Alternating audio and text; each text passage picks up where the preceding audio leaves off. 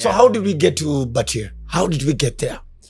Okay, in Batir, on our second year in the university, we learned design studio, School of Architecture. So you learn how to do designs, articulate the drawings and everything. So we started our company then. While we were second year, heading to third year, we started doing designs for people in the United States. Within Nairobi, which are the best places in terms of ranking to build or buy? For me, normally we have a different market nowadays and a different generation. People are working from home. For me, in terms of people who are working, Kikuyu is the best place. People have not yet seen Kikuyu, but we stay in Kikuyu. Kikuyu is coming up very well. We have the Southern Bypass, we have the Ngong Road, we have Wayakiwe, and we have the Limuru. So for us, we are at the center. We can be able to access Nairobi in less than 30 minutes. But officially, how many years have you guys been in the business? We began in 2018, but as consultants. For actual construction, we began in 2020. 2020? Yes.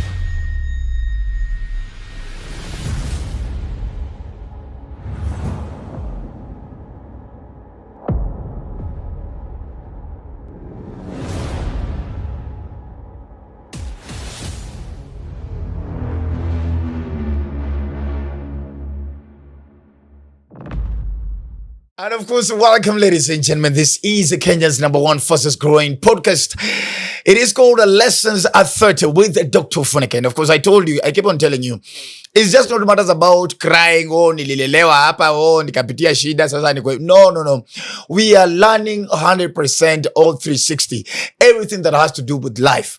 So asante sana, those who are subscribing, welcome on Dr. Ofweneke TV, the new subscribers. And those who you just bumped into this YouTube channel, please make sure you subscribe, watch the past episodes, watch this one as well, and stay tuned for the best of the best that are coming up in the subsequent episodes as well. Dr. Ofweneke TV, it is Lessons at 30. Na hapa as the rule is, hapa kila mtu anaingia na kalamu na karatasi because it's about lessons.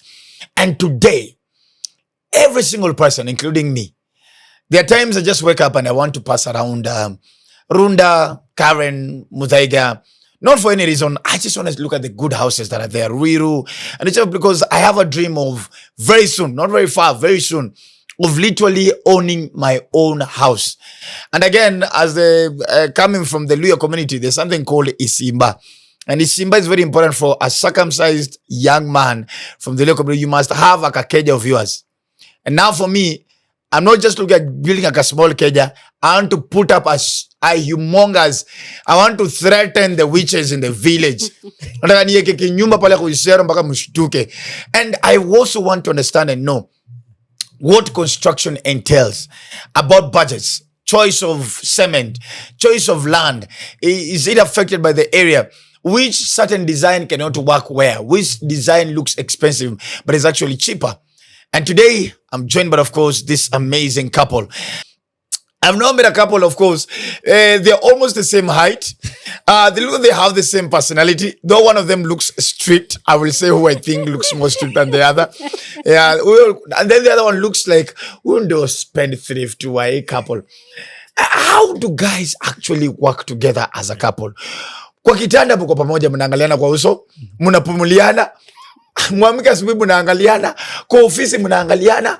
How are you able to separate home issues and when it comes to the office, still maintain a professional look and maintain the code of ethics? Ladies and gentlemen, Fidelis and Felicita, if I got it correct. Felicita. Yeah. With a C-I. Imagine, I apologize. I apologize. From Batir Constructions Limited. Welcome on the show. Thank you. How the hell do you guys have the same names? It's just a coincidence when we met. Yeah. Fide. FM. Fidelis Maiba, Felicita Mokuhe. FM. Mlikutania wapi? In the university. Jomo Kenyatta University. Where? Yeah. So kati wengine wanatafuta masomo. Sisi tunachovya hapa. Tutatafuta kati. Who approached the other? I approached her. I was in my second year. She was getting in her first year in the Building Construction School of Architecture. And they were coming for desks in our class. I talked to my classmate. I told her we must look for, they are real estate students. Real estate minjis. Yes, cute ones. When they are told to come and get desk in our building, so at least you see, I must look for somebody there. Yeah. Was he your type of guy in the beginning? In the beginning, I'm from Nyahururu. So Nairobi, tulikuwa tunakuja kutembelea aunties, uncles. So when I came and he approached me, I was like, vijana wa Nairobi. Apana. So I was like, I snobbed him.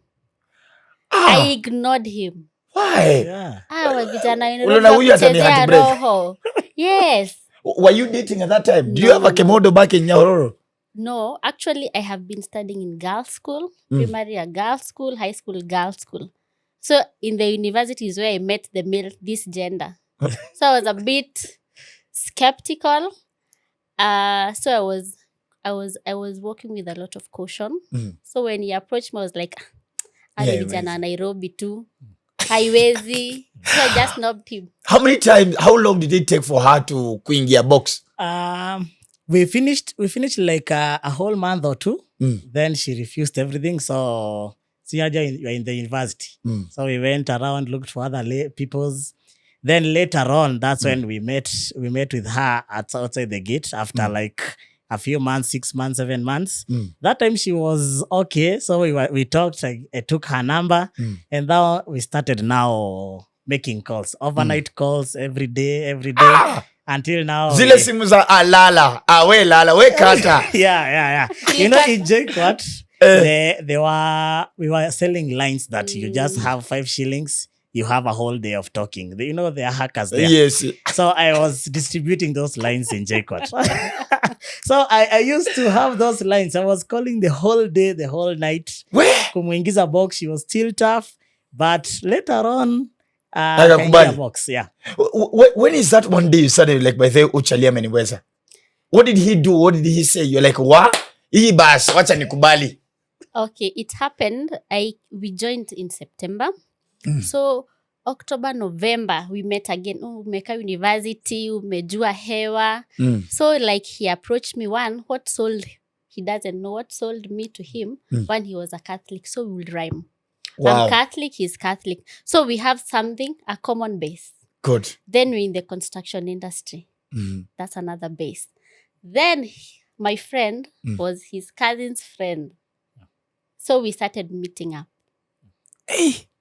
Then alafu anakuongelesha mnapika pamoja. Bado you're on call, munaingia kwa blanketi, bado mnaongea. So like 70% of my time then was his. Utakosaje kuingia box. Where?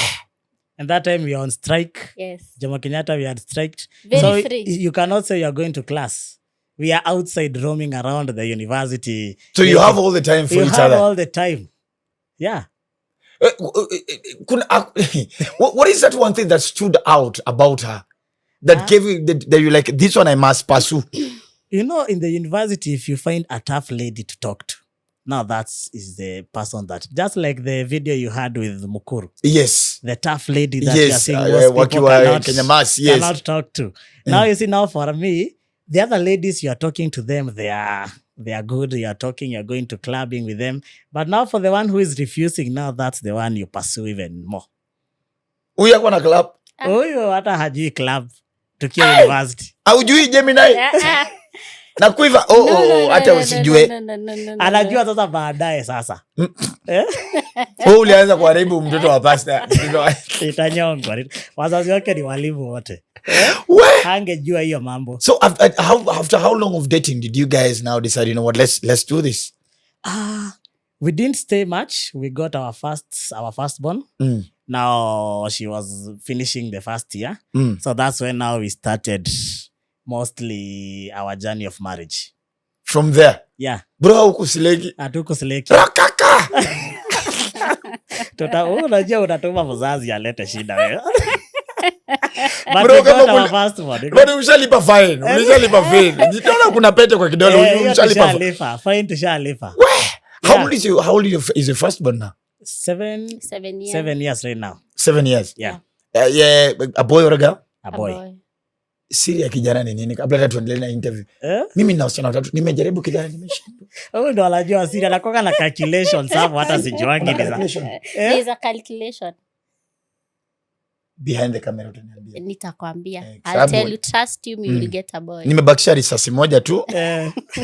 Ile risasi moja lazima iko ni kijana. Uipange vizuri. Nakwambia sasa hii okay. Kuna mtu aliniambia sijui ati siri ni 3:45 in the morning. Kona calculations. No, there's a calculation. My mom, she's a nurse. So they usually do calculations there in the house.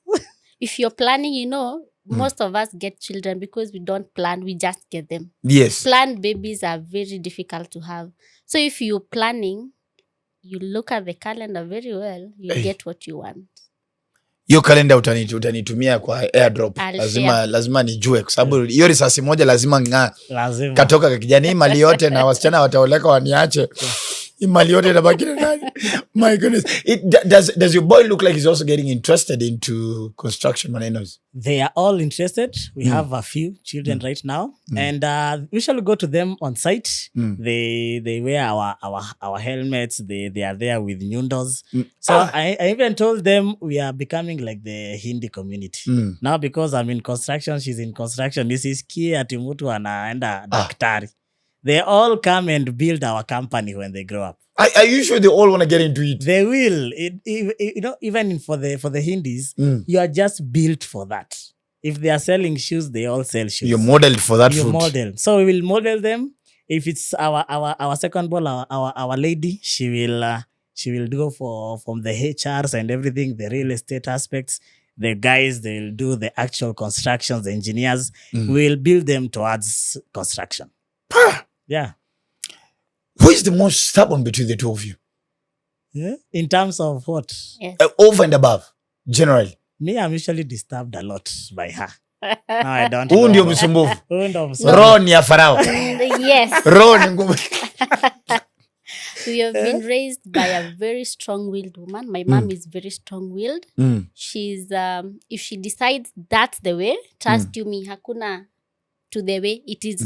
This is how it's gonna be. So I guess I've been built that way. I'm the tough parent. He's the soft one. Oof. They have to pass through him to get through me. I'm the tough parent, but it is for the good. Let's give them a defend. But it's for the good. If you were both easy, hatungefika hapa. Ni nini anafanyanga nyi unajuanga basi? Around this one is a softie. Anything, yes. For me, I have to look pros, financially, pros, cons. I have to think about, then I decide. For him, he just goes with the easy way. He doesn't want to struggle. But for me, I know what is struggle.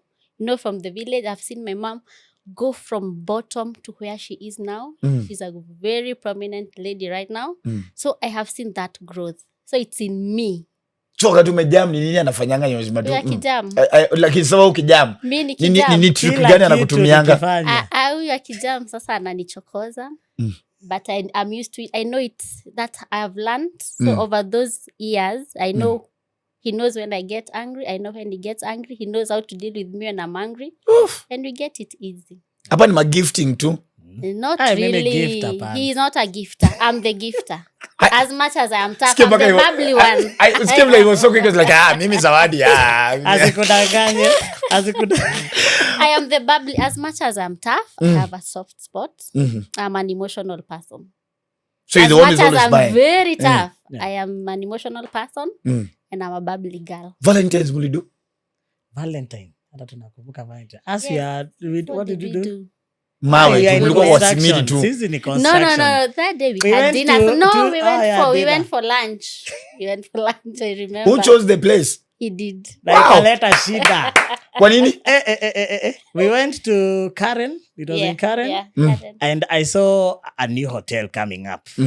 So I told her we go there to look. But me, when I get into a hotel, I don't get out. Sasa yeye tuliingia akasema hapataki, mimi nikasema mimi sitoki. Valentine ikaishia hapo. Mukali sana. Ikaishia hapo, no, she was very angry. Aki nyinyi mnatukulanga kichwa by the way. But then speaking on his behalf, and then you to bite head. God has created us that way. Otherwise, if it was muteremuko too, marriage would be boring. Are you using God? No, are you no, using no, God no, on this? no, no. It is God has created us that way. So she you tell you I don't even know. She wanted to go to GMC. I wanted to go to another place. GMC ni watoto Kitengela. That's where you take kids, his family. The one in Karen. But that is where I wanted to go then. So when he told me, let's check out, I thought we were just going to check out. Then we go where I want to go. He went and sat Even down. the next day, we had to go to GMC to make her happy. Are you serious? I did 2 Valentines. 14th and Ndugu yangu 15th. umeteseka sana. We are standing strong with you. Yeah. Your brother and I were praying for you. We are interceding on your behalf. I did 2 God. Valentines. So how was the conversation between Shitaki hapa and the next day? How was the mood in between? The beauty is the food for that hotel. We don't remember the name. It was much better than GMC. Yes. Now you see, now she started saying, I think that other place was better. Now it's just here. All of us. But then you Akaanza kusifu the other one. You tusumbua. Sio kupenda. I wish it was that easy. I wish it was It is that on easy. the blood. It is us, the way God has created us. I even tell him, I don't even know why I did it. It's just in us. So Daktari should share a pay bill. At least I recuperate. By the way, I did 2 Valentines. I love you end up sifuing the first one that ulikataa. Alikula amekasirika. How that is A-class stubbornness. That is I even tried to buy anything. Do you want wine? No, I don't. I just want to finish food. But you see, he made me stubborn, as he had said, so he should deal with it. Yeah. Light skin. Nasemanga the light skin ladies. Irangi na kungasumbufu. No, ni sisi wote. Look, I was hosting a Celano, the vasectomy man, on a past episode, and we had a side conversation about phone policy, because I'm really keen on building up to how you guys got to have a company together. What are the fundamental values that you guys have built or stand on as a couple? Do you guys have an open phone policy that your phone is my phone, your phone is your, I have your password? She has everything. I have everything for her. Even my bank accounts, everything. We have everything in the open. We can even exchange our phones. Naende nawe the whole day and I have his. I can spend the whole day with her phone. And she stays with mine. She does all the payments. Kila kitu. Yako iko wapi? Nina simu mbili zenye mimi mwenyewe ndo najua. We don't have passwords. We only did password because of the kids, because now they usually take calls. But we are having the same password for the phones, everything. M-Pesa, everything. Everything is the same. She usually stays with my phone because of the new clients that are coming in. She handles my phone. Nikiingia kwa nyumba, I just have my phone for TikTok. I have a separate phone for TikTok and taking videos. Now the personal phone, she's the one having it. Where? Hakuna siku nakuwa nakauoga. No. Akina pena vile unajenga. Utanijenga. Yeye ndo atajibu hiyo. Have you ever found such kind of compromise in text? For sure, no. Not yet. Let's say not yet. No. Let's say no. Let's not anticipate for a disappointment. No. But that open brings out trust. I trust him. Personally, I'm an open person. I'm a straightforward person. So I am confident. Hata mwenye ata text, you are beautiful, he'll reply if it is for my phone. Sasa ukipata message ya beautiful ta reply aje? Mimi hata hiyo sikuangi kwa text sana. But most of we don't have a lot of friends because we are quite busy in what we are doing. Exactly. So mainly even the market and people who we are meeting, we don't club a lot. So we don't have compromising people coming into our space. And most of the time we have our brother, our priest, we usually move around with him and her sister. So mainly we are a closed. You're a very close knit circle. Yeah, knit circle. So since you guys are literally together, let's say 20 hours. Well, I'm just saying 20 hours for the sake. Yeah. So at what point do you guys say, like, you know what? babe uenda ile side, ende upume na maboys, uende upume na maboys. At what point do you guys get to that point? Hey, we don't have that. We stay together most of the time. The whole day, every day. The whole day, Yeah. 24 hours a day. Na Except akiniacha yeah. nakasirika. Yeah. Detachment issues. No. Yeah. You know, when we are together, we work easy. He's driving and I'm working. But when he's driving, I'm driving. Who will reply? Yeah. Hey. It's easier working when we are together But than there's when a we are time away. it comes that we need to separate. I have projects in Kisumu. Mm. So mainly because of our youngest kid, Mm. she doesn't go to Kisumu because of issues of malaria and everything. Of course, So I usually go alone. So I know those days she's sad. Now at least now my brother and my sister comes and helps with what she wants. Oh, look Yeah. at you. Ma light skin wanasumbua. Keep it. Akiacho peke yake, when I just nikigeuza gari, she wants to we move together. If we have some meetings, we move together. We tulizoea. Where? Yeah. So one day you guys wake up and you're like, you know what? Let's start our own company. Yeah. Do you even guys get employed? For me, I got employed because I'm a quantity surveyor in profession. I studied bachelor in quantity surveying. You have to get registered. You have to be under somebody for 2 years before you get your own personal registration with the board of architects and quantity surveyors. So that is the only time I got employed, just for the certification. But after that, we have never gotten employed. For her, she doesn't have any certification in terms of the course she did. So she was never employed. But I graduated. I have a certificate. Yeah. Yeah. I have no certificate. Yeah. If you went to a university, you have a certificate. Most definitely. Yeah. So how did we get to Batir? How did we get there?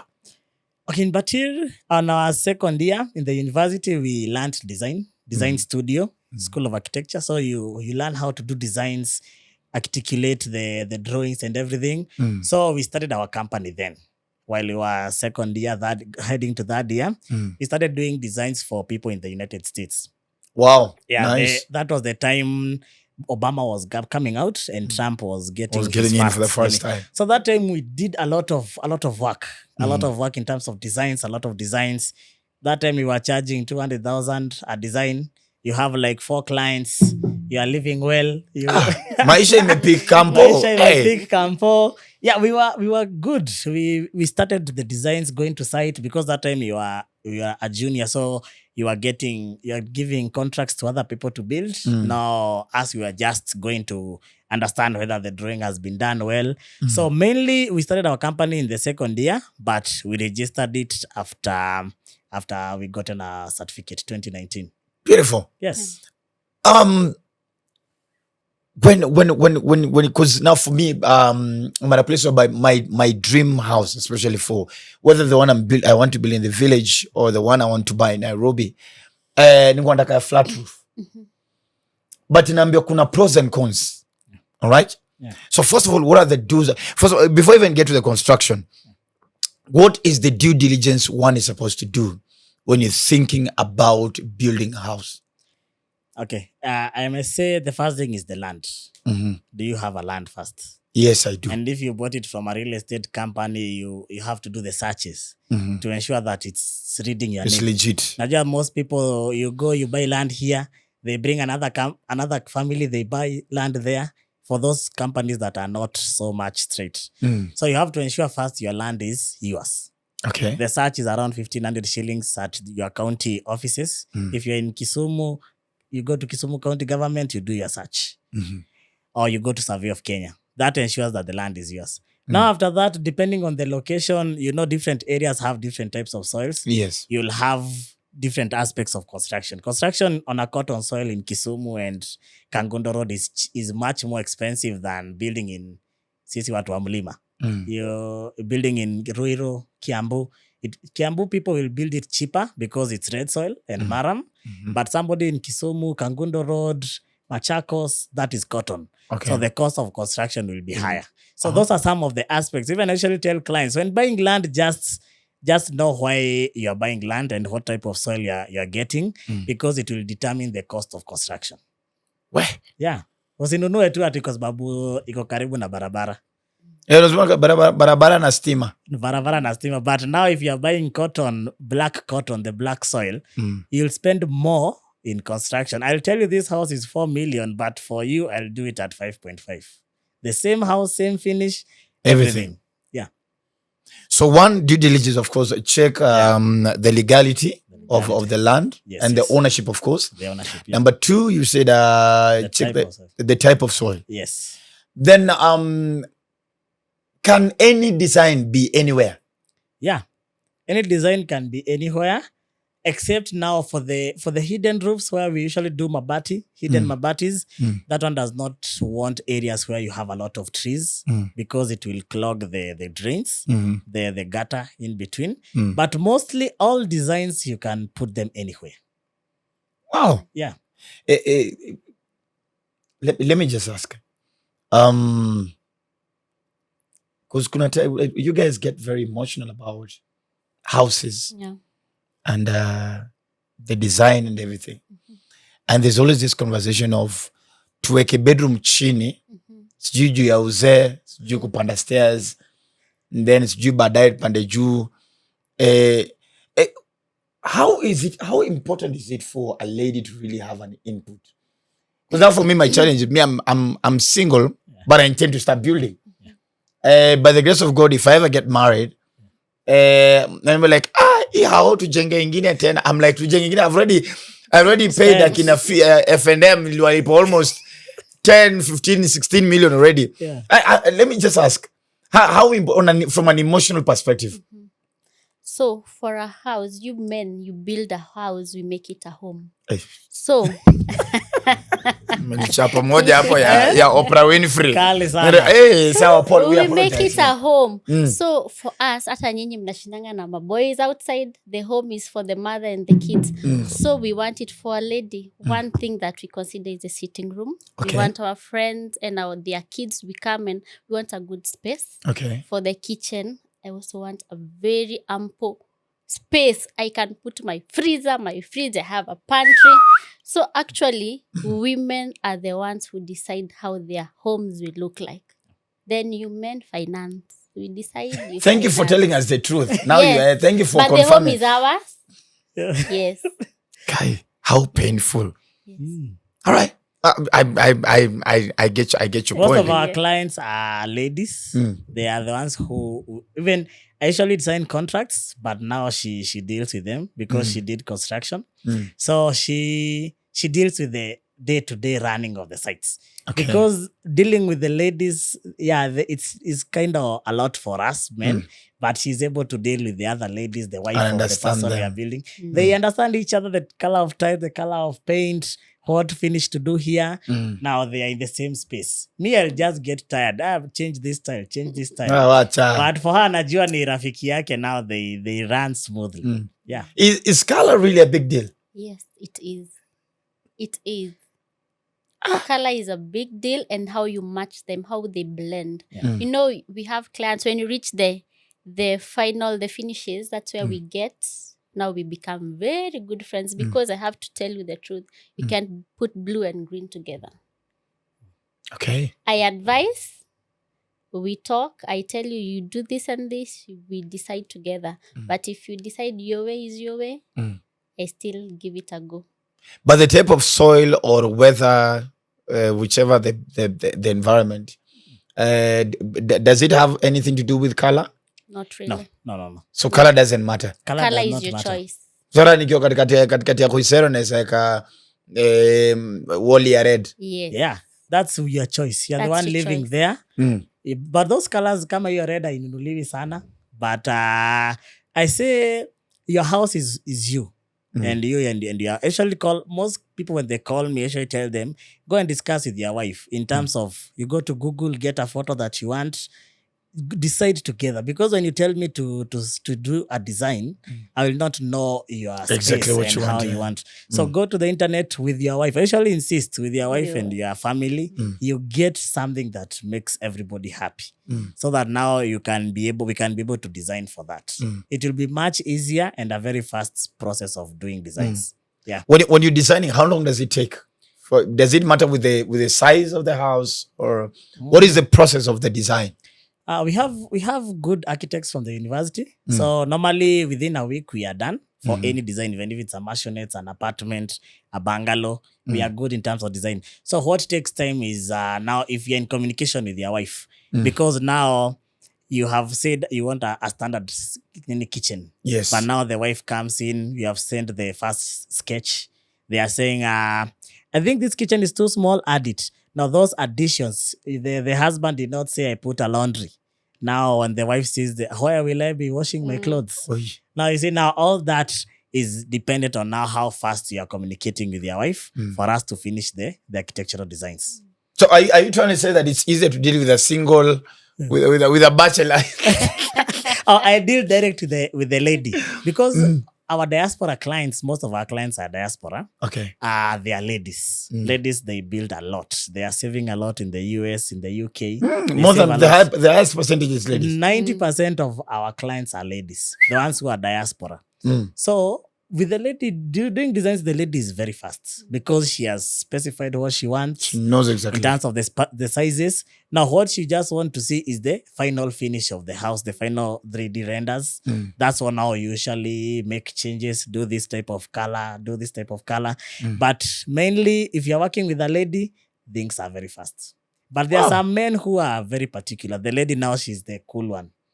Now the men, like for me, even though she's tough kidogo, for our house design, I'm the one who did everything. I was just showing her, this is what I want to plan it. Because you'll find out there are some men who are even more to the actual details. The ladies, they just want, ama ni vile wamechoka sana, hawajawai jengewa. Mimi bora nyumba ikuje. Nikiongea kidogo inaweza kosa kujengwa. Ni nyumba gani sasa watu wanajenga sana, especially for not for commercial purposes, like apartments or something, between bungalows ni gani watu wanajenga sahi sana? Okay, in Kenya people want to go big, but people in the diaspora, they have a different mindset from the Kenyan from the market. local The Kenyan market anataka kujenga apartment, mansionette, ashindi akiweka pesa 8 million, 10 million, but the diaspora people, they are just doing bungalows. All our houses are bungalows. 3-bedroom, 4-bedroom houses, 2-bedroom houses, because they just want to finish a budget of 4 million maximum, finish your house. But now you see, now people here, they want to do big. Watishie venye unasema unatishia kijiji. Unataka niambie. Na sasa utaenda kwa nyumba ya 16 million. Because now I'm thinking, and I'm actually getting into that. Yeah. My very good friend, the group CEO, Jubilee Insurance, Dr. Kipingetich. There's a day we were conversing and he was telling me that concentrate in Nairobi. Yeah. Because don't invest too much na nyumba ya ushago. What is your thought on that, Mom? Because I know for the men, a man like me, my dad is in Nairobi, right? But my mom, unless it's something very important, that's when she'll talk Kakamega, akuje Nairobi. But she, most of the time, 3/4 of the year, 90% of her time, she's in Kakamega. And I realize there's a difference in thought. Because me, I really don't think ushago. Miva retirement yangu nafikira sasa out of the country. Hata sifikiri ushago.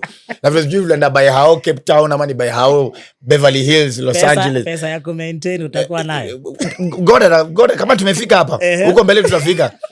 What should you advise? So I would want to hear your thought individually. All right. So you should look where you spend most of your time with, most part of your life. Okay. There, make it big. Hiyo ingine ya 2-3 days, you can do something standard. You don't need to spend so much on somewhere you're going to go 3 days a year. Ama a whole week, the whole year. So where you spend most of your time, make it big and beautiful. Something you'll be proud of yourself. So where you spend most of the time. Yes. Hiyo ingine hata inaharibika ukiwa when a house is not being used. Inhabited consistently. Yes. It gets to diminish very fast. But where you live, make it big, your dream house. Make it your dream house where you're proud of. Oof. Yes. And you, sir? For me, the mindset is different. People from the lakeside, yes, you want to go big. Hey, bana, lazima tutishe. Kuna ule anti anasemanga huyu tu nimemtemea mate huyu hata ienda mbali tu. Yeah. Mda God manze, God manze. Yeah. So normally, just like Felicita, how she has said, it's all about even now how you are doing a very big house in the Ushago, and you're not using it. The pipes start clogging. They start getting air which the pipes cannot drain water. The biodigesters, they start having issues. So I think normally most of the people we are doing in the Western, they're kind of doing the 3 bedrooms, 4 bedrooms. We are not doing the big houses. Now here in Nairobi, that's where now we are doing the massive, or the 9 million houses, 10 million houses. But in Western, the biggest house we have done is a 5 million, 3 bedroom. And we have seen people have started saying that there's no need of doing a very big mansion it. But I'm seeing a lot when I go to site, because when the field of affordable housing, that's why we are not doing the very big houses. But most people I've seen you are doing nyumba za kutishia. Around here. No, it's because I think the thing is, and let me just break down the superstition. Yeah. I know there's always that humor every time a prominent person from the Luya and the lowland, there's a funeral. Umsala kwa nastengi Nairobi hivi na kumbe Ocha hana nyumba. Now, this is why that happens. Yeah. Why we'll probably have big houses in Kitengela, Thriva, Karen, Membli, and Ruiru, to mention a few places. Yeah. But Ushago hakuna. It's because there's been a superstition from the beginning that ukijenga nyumba kubwa, chances of wewe kulala kwa hiyo nyumba yosiku alive are very minimal. Because of your chawi na vitu kama hizo. So maybe the world may never understand why that is what happens. But of late, there's this new crop of us who are like, you know what? Nitajenga hii hao. Hata magari sasa tunangana nazo Ushago. Like me, by the grace of God, I drive a Mercedes. So what I would do is, nafika na hiyo Mercedes Kakamega town. Then nachukua wepesi. Ama pikipiki baka wapi ndani ya kijiji. So that mtoto hata ananga kari. And I'll pretend like literally, but I don't have a car. You don't have a car. Lakini after 2 days. Mimi ndio huyu hapa Kakamega. Nga kamziki nimeweka. Sisi hata kupatana pesa. Cash. We don't. Even most people we are building for in Kisumu and Unguja and everywhere. That's the aspect people are having, because they don't want us to talk more with the family. Yes. They don't want us to give details. Don't. What is the cost of this house?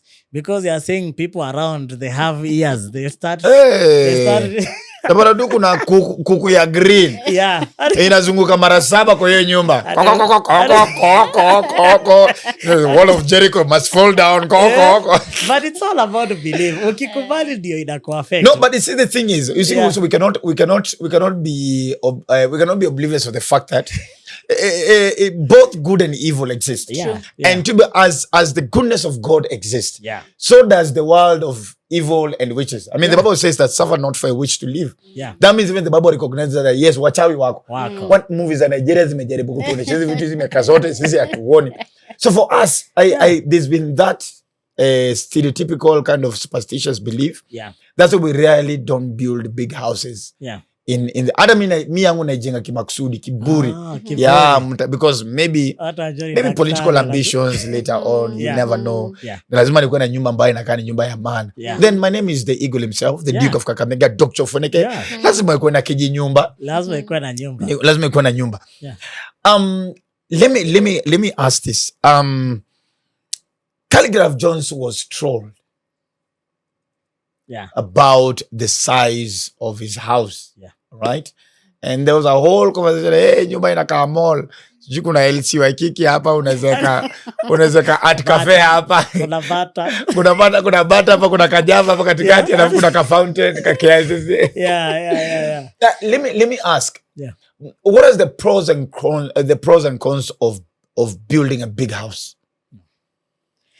Okay, a big house, depending on the usage. Now, Calligraph, I think, I don't know so much about him in terms of how many people will be using that house, but it will have a lot of work in terms of cleaning, in terms of cobwebs, the dust. A small bungalow, 4-bedroom bungalow, I mentioned it will take a whole day cleaning. even the wasichana wakazi, they won't accept cleaning the house every day because it's tiresome. So the main thing is maintaining that house, all those in the bathrooms, as we had said, they have airlocks and everything. Yes. So it will have issues with him. The glasses, they will start getting dust. How will you clean the big glasses that are there? So it has a lot of maintenance costs that you'll be having. And if you're having people in, they'll be using everything, like the showers, everything. So you'll have a very big budget in terms of the lighting. Lighting, anataka kuwasha just lighting the whole sitting room and dining and the staircase. It's a lot of maintenance costs, and that's why itamsumbua, but unajua calligraph akona. He's the OG. He's the but OG. Normally, if you're a normal person, you are employed and you have done such a house, when you retire, you'll see problems because you'll be putting a lot of money in the house. Yeah. A family of 5, let's say, for example. What size of a house would you advise? Okay. And does the gender of even the children, does it matter? Because I have 3 girls. My first one is 15, my second one is 10, my third one is 6. Yeah, 6 years. And now as I'm thinking of buying in Nairobi and also probably building in the village as well, I'm also trying to think. Faith is a teenager. She might really want to not to be put in the same room with the small sisters. Prospectively, if God blesses me with a boy. So I'm just thinking, does the size of a family affect, or the size of the house is primarily affected by how much my pocket can handle? So at first, gender is also something to consider, but at the beginning is the budget. I can't do a 10-bedroom and I have 2 million. So we first ask, 2 million is a bed-sitter. No, 2 million is a 2-bedroom for affordable housing. Yes. Okay. So the first thing is, what is your budget? Then we guide you according to the space that you have. So we need to know the budget. We need to know the size of the plot. We can do a 4-bedroom in a 40 by 80. No, you can't. It won't be sufficient. So the first thing is the budget. The second is the size of the plot. Then we come to know the children. We need to know the gender. We can't tell you to do a 2-bedroom and you have boys and girls. You can't put them in 1 bedroom. True. So gender matters, the budget matters, and the plot size matters. And also that gender, your gender, you might have all Age. girls, but the age difference. You can't put a teenager with a 5-year-old. You put that child into a very bad condition. You'll traumatize a 5-year-old and you also traumatize a 15-year-old. So it all matters. Again, the middle child suffers. Yes, the middle child is Yeah, but for us, at least our middle child she's a girl. The others are boys. So I think now for us, we will focus more on the. But how she's lucky. She's lucky. But automatically she'll have her own room. Yeah. Already she has. She has. Yeah. Woo! But we never had a room, I can tell you the truth. I grew up in Kibera and we had 2 rooms. So it was basically a 2-roomed house. And so dad and mom, it was their bedroom plus the kitchen. Yeah. Then my brother and my brother and I plus my sister. So ilikuwa sito plus na sitting room bado double decker. So us, we never had the luxury of even juzi nimesomea mzae. But dad, after nimekuwa mzee, sasa ndio una pesa mpaka ya kuishi kwa nyumba. Karen, dad, can I come back just for like 5 years? And feel that comfort. Hey, because the guy is just enjoying life. Yeah. Because now he has a big house in the village. And then he has a big house. Send something. So what I do is, how their grandchildren over the weekends. So what he does, he sends his driver and picks all his grandchildren. Yeah. So what I say, hey, sisi tumeenda kwa grandpa. So they jump around and wanaruka kwa garden. I'm like, God damn, we never had a garden. Imagine. Sisi tulikuwa na matope na mitaro za Kibera. Tukiruka hapo. So, sorry guys, I need therapy. At least now your children are enjoying. No, they're enjoying, Yes. and I think I'm rushing very quickly to break some of these generational curses and be able at least to own a house and at an early, let me use not early, at a mature age. Mid-30s, I think that is as we have ours before that. I thank God for you guys. But nyinyi mliharibu easy. Mlikuwa mnajua construction na vichochoro. Na sisi unajua sisi tuko na black tax. Lazima tungesaidia mzae kwanza asomeshe watu ndio. Akwe kwanza. Zaidi ndio sasa first born ndo naanza kufikiria sasa nyumba yangu, but anytime from now I'm praying to God. I told God this should be my last year in renting. I've been checking out a few houses, and which brings me to my next question as we almost now gear up towards the end. Which is within Nairobi?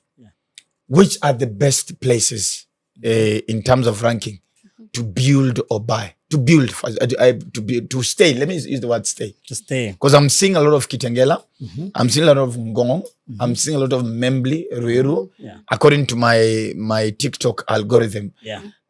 Which are the best places to habit? For me, normally we have a different market nowadays and a different generation. People are working from home. For me, in terms of people who are working, Kikuyu is the best place. People have not yet seen Kikuyu, but we stay in Kikuyu.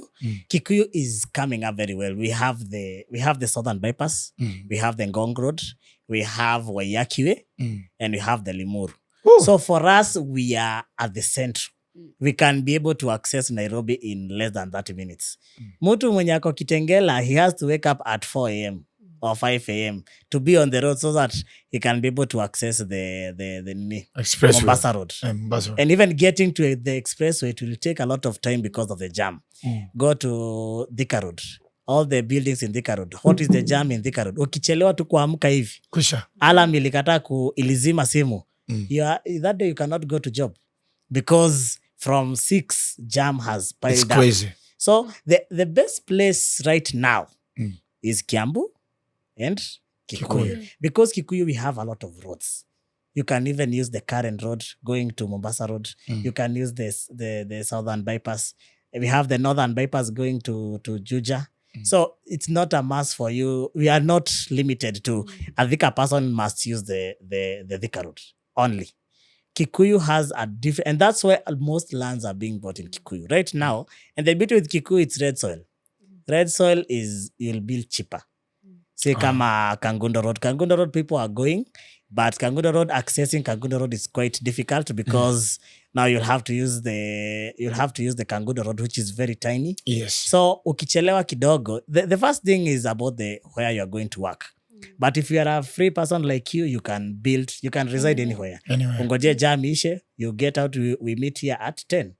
You see, it's much easier for you. But if you were to meet here at 7 a.m., I would have been in the parking waiting for you, drinking my coffee. Nasema, I'm still in the jam in Thika Road. My God. So those are some of the factors you have to look at. But most of the people we are building are in most people, the best places are Kikuyu, Kiambu. They have done the roads very well. Nice one. Yeah. Between buying and building, which one makes more sense now? I was employed. We were doing very high-end houses. And for us to achieve a high-end house, we were using like 40 million to build a house to completion. Now that same house, 40 to 60 million, you get it at 100 million. Now, that 100 million you are buying, you'll have bought land somewhere. Then we put up a very beautiful house with all what you want inside, the size of your game room, or what is the size you want, what the size of your swimming pool. You'll have your choice to do everything. You'll be able to choose what type of finish you want for the floor. Your chimney, there are different types of chimneys. The other one was decided by the developer. But now you, as your own house, you'll build it and you'll achieve at the same price of 60 million. So you have saved close to 40.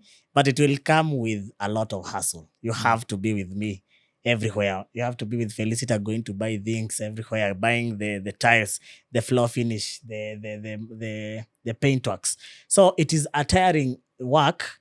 If now it all depends with how busy you are. There are some corporate people who don't have time. They literally don't That's have why time. they buy. But for you are free. You just shoot, then we go to the shop afterwards. Shop site. So it's better doing your own house. You'll have control of everything. The spaces, the sizes, what type of finish you want in this room. This is for my girl. She wants pink. This other girl, she wants purple. My boy wants white. You'll be able to choose all that because there's no need of buying 100 million house. Then you renovate. You call us, we do renovations, we start Unaweza changing. kugonga maukuta. Maybe ataki hii tile waliniwekea pake, like this wood pake. She wants laminates. Now we'll have to remove. You have money. Huwezi nunua 100 million house and you cannot put in just 2 million for changing the floor. But why also not avoid all that?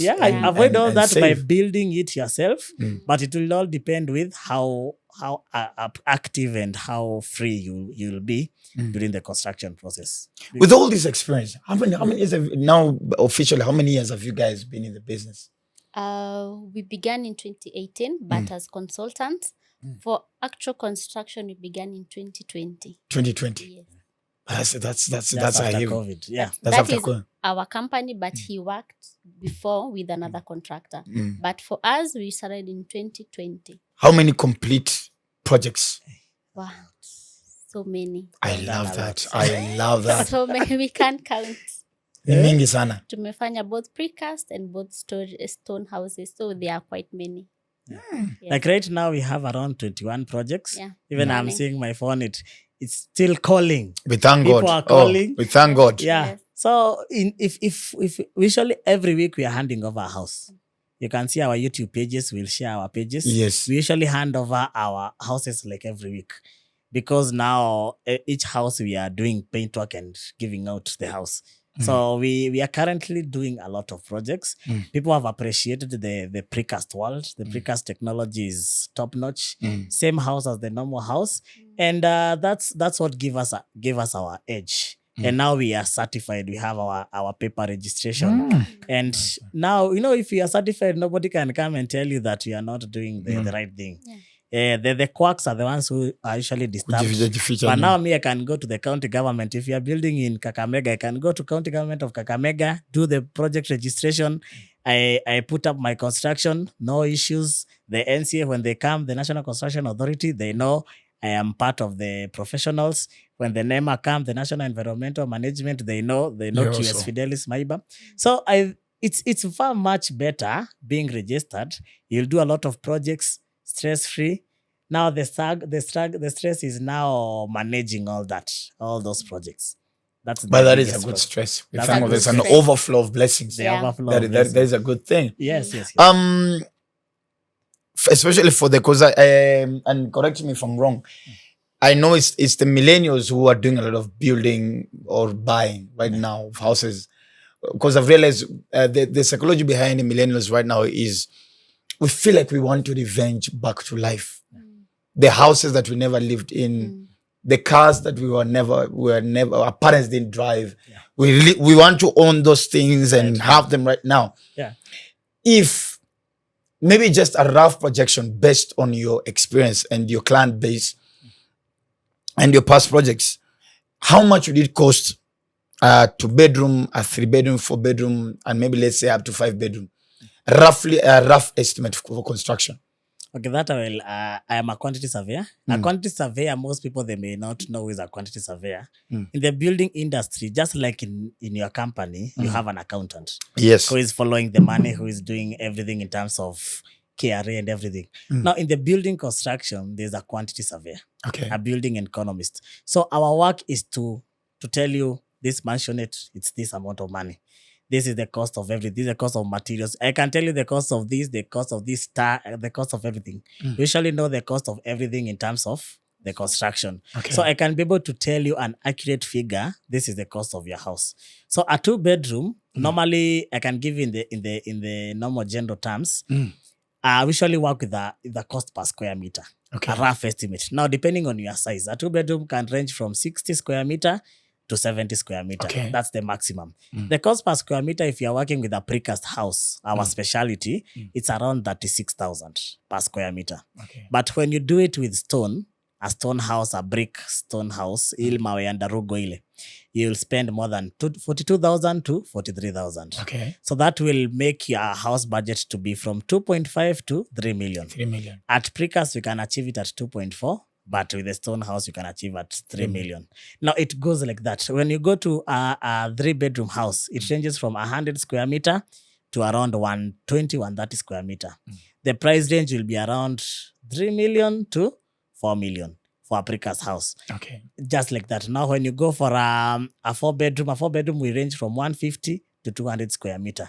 Now, it will range there from 5 million to around Around 6 point something. So those are the ranges. You just work out the square area of your house depending on, you can see a 3-bedroom, but it does not have a laundry. It does not have a pantry. It does not have maybe how many bathrooms you'll be having. Maybe you want every room to have its own bathrooms. All that is dependent on the size of the house. And even if you are adding, if your house, you want the 2 ladies to share 1 bathroom, it will be cheaper than telling me to have this lady to have their own bathroom and this one will have their own bathroom. So depending on what you'll add on the house, it will tell how much money you are having. Beautiful. Yeah. Where can guys find you? Your offices? Okay, so our offices are at Kikuyu, Gikambura. Kikuyu, come. Yes. Is it like kwani Kikuyu yote ni ofisi? Really, ma'am. We are at Gikambura at Shell Petrol Station. It's Shell just one at Gikambura. Beautiful, Yeah. beautiful. Your contacts? Okay, our contacts, we have our pages in YouTube. Yes, please. Our YouTube page is Build with Fidelis. QS Fidelis. Build with Fidelis, you are able to see what we do in terms of precast and everything. Our TikTok page is QS Fidelis Maiba. So she has her own pages, but the ones which we have most of our followers are those 2. Our contacts, my number is, I say my number. Yes. Please do.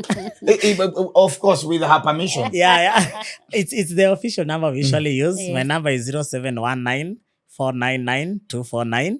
That's my WhatsApp number. My so number. One can access you on that one. And Felicita's number is 0792-126391. We usually take both calls because we are overwhelmed because of the clients. But we are helping as many as we can. We cannot serve all the people. We usually add teams every day. In our office in Gekambura, we expand every time because we usually do interviews of getting new architects and new engineers because the workload is a lot. Yeah. So, but we are appreciating because God has favored us. Good. Most people outside, they are complaining. The jobs are quite few. But for us, we are complaining the jobs are a lot. We are thanking God. It's an overflow. We are thanking God. We continue delivering as much projects as possible and giving our clients a good product so that they can refer us to future projects. Beautiful. Yes. Thank you so much for coming on the show. Thank you. I really do appreciate.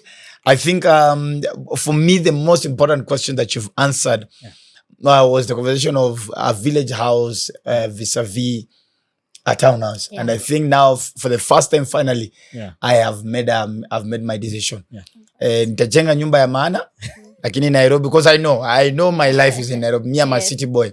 I might have grown up in the village kidogo, but najua most of my shughuli is because there you are going just for 2 days. Exactly. 3 days.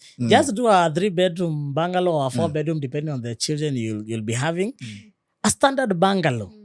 We can do a beautiful house. People will see from our YouTube pages what we have done and what projects we have handed over. They'll see they are very beautiful houses, like the one we handed over this week. We have just come from Kisumu, handing over a project in Luanda, a 4 million 3-bedroom house. Very beautiful, very beautiful. There's one we did. The budget was 4 million. 4 million budget.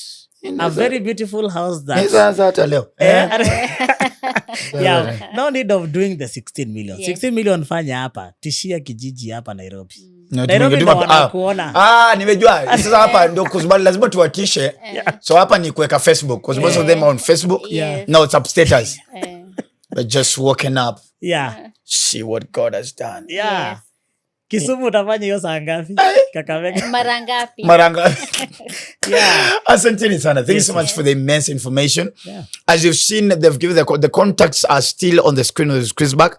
Please call them, email them, follow them on social media platforms, and even, of course, subscribe on the YouTube channel to get all the information about you and your future and your future construction. Because my prayer is that you and I will be able to own houses in our time of living. We were not made, or we were not created to just pay rent for the rest of our lives. Let's start having dreams and start. I normally say, start living in the future now. Start dreaming of your house now.